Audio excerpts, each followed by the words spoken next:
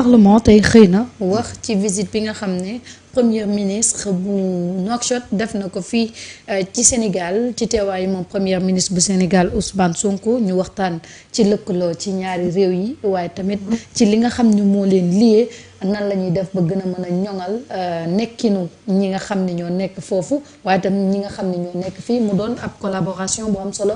Le premier ministre tenait fa discours boo xamante ni bu am solo la wane engagement bi nga xam ne le Sénégal am na ko pour mën a rattaxal digganteem ak Mauritanie. Mais c'est important cette visite du premier ministre Marieta. Marieta, on ne peut pas être diggante bi ñu mel ak Mauritanie. Toujours on entend des Sénégalais ñuy def des cris de cœur. Parce que nag bu ñuy tudd suñu bon voisinage. oui. bu ñuy tudd suñu ay relations historiques dafa war a refléter ci sénégalais bi ni muy nekkee Mauritanie. Mauritanien bi ni muy nekkee Sénégal. Mais cette relation là ne doit pas se baser sur des discours. Non, ça doit se refléter sur le terrain. te loolu nag ça demande benn offensive diplomatique ça demande une collaboration franche entre les deux pays. ni Sénégal téye doomu Mauritanie autorité mauritanienne yi téye ko doomu sénégalais yi foofu. loolu mooy dëgg parce que nag nos compatriotes sénégalais la plupart du temps dañuy jànkoonteeg ay déboires. te loolu dafa war a dañ. Il faut que cette coopération-là, soit sincère des deux côtés. Surtout, c'est important. Il faut mu nekk loolu. Mais bu fekkee ne benn côté la féete. Mais ça pose problème. Une fois encore, j'exhorte les autorités sénégalaises et les autorités mauritaniennes, ñu toog ñu régler cette question-là de façon définitive.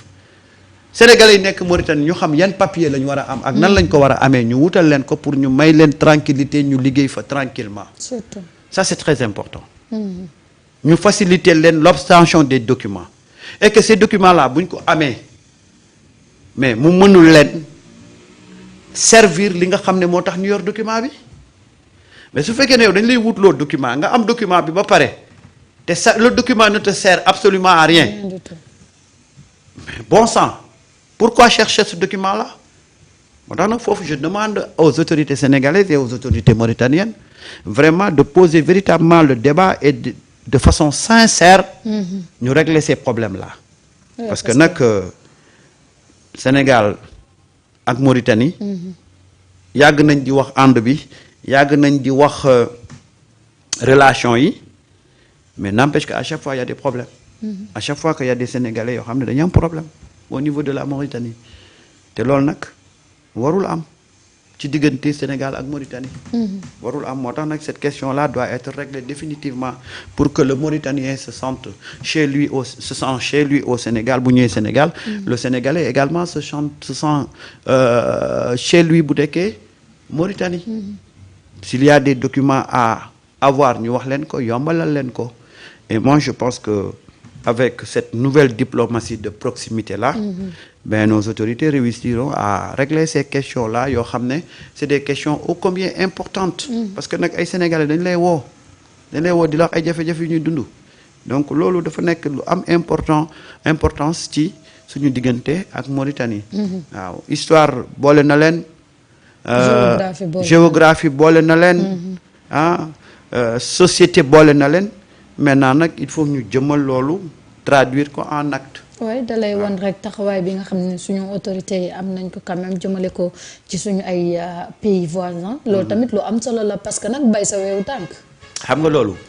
depuis bi ñu ñëwee maa ngi koy wax. tey il faut lire cette diplomatie de proximité là lan moo tax suñu autorités yi di ci insister. Marieta, le Sénégal va vers une industrialisation. tey boo buggee fi def industrie boo yemee ci marché local bi Sénégal mais industrie bi du rentable. Parce que c'est pas un gros marché mais tey bu fekkee ne da nga couvrir marché bu Mali. bu Guinée bu Guinée-Bissau bu Gambie dem ba Burkina jaar Niger mais ça c'est un marché énorme loolu mooy tax société yi di sawar a ñëw pour implanter fii wala société bu fi implanter aussi bu amee marché boobu mais da ciy génn. da ciy génn mais bu fekkee ne tey da ngay créer benn société automobile de fabrication auto mais bu fekkee ne marché Sénégal rek moom moo fi nekk mais kañ ngay rentable. Mais si tu as la possibilité maintenant d'explorer les marchés de la sous-région, mais da nga ciy génn te nag pour mu am ben il faut une diplomatie solide entre ces pays-là. bu amut mais dañ lay fermer seen marché tey loolu mooy vision l'État du Sénégal loolu mooy la démarche de Ousmane Sonko. Que les entreprises qu'on va implanter demain au Sénégal.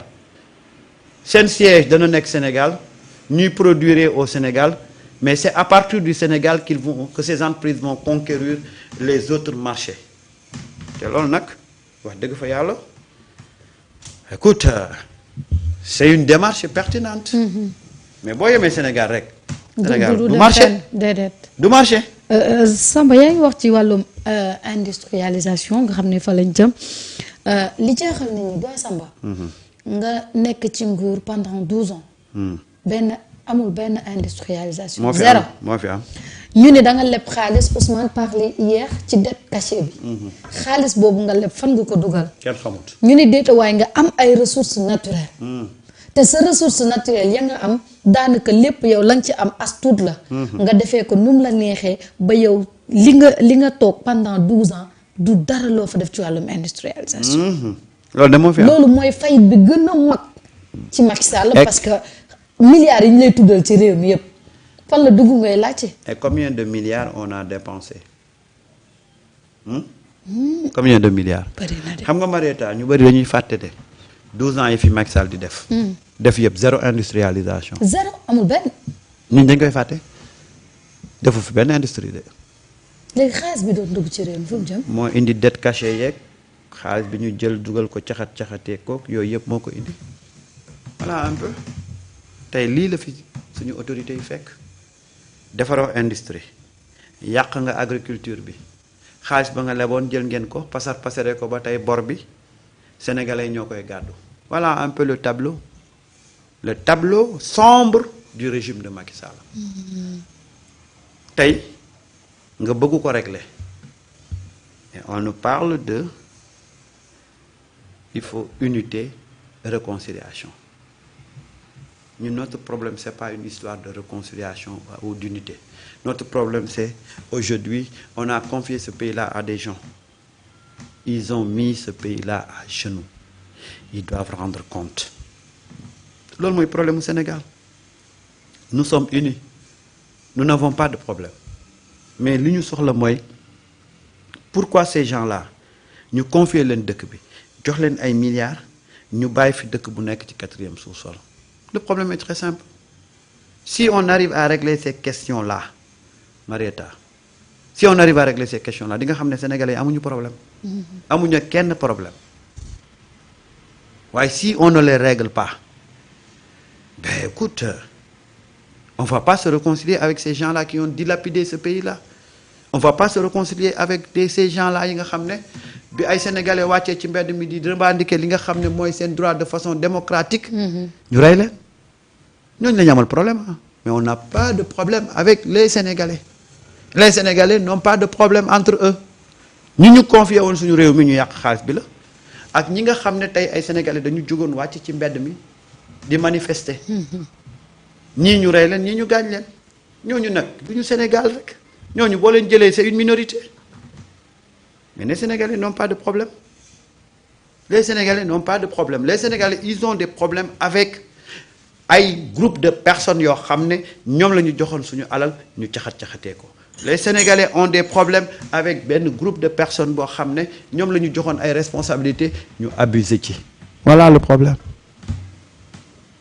te loolu tànk réglé wul. mais loolu bu réglé wul on aura c'est-à-dire que aujourd'hui les Sénégalais n'ont pas de problème. Les Sénégalais ont un problème avec un groupe de personnes. Les Sénégalais ont un problème avec un régime avoir un problème un peuple qui a un problème avec un régime, ça ne veut pas dire que ce peuple-là est désuni. C'est ça le problème. Nous n'avons pas de problème avec les Sénégalais. Les Sénégalais n'ont pas de problème entre eux. Les Sénégalais ont un problème avec un régime. Si on règle ce problème-là avec ce régime-là, mais tu verras, ñun amuñu problème ci suñ biir mais nag ñi nga xam ne dañ leen joxoon réew mi. ñu abusé ci seen pouvoir daaneel li amoon fii yàq li amoon fii. troxal ay nit.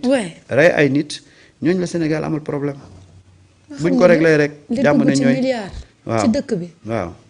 zéro industrialisation. dara amu fi zéro industrialisation dara. ni ñuy rey ak anaan ay terre ki BRT. BRT société yi fi nekkoon sax tëj nañ. suñu ressources naturelles yi kenn xamul nu ñu négocier ces contrats. et ce qui est grave mooy sénégalais yi amoon as néew créer industrie après dañoo daanu.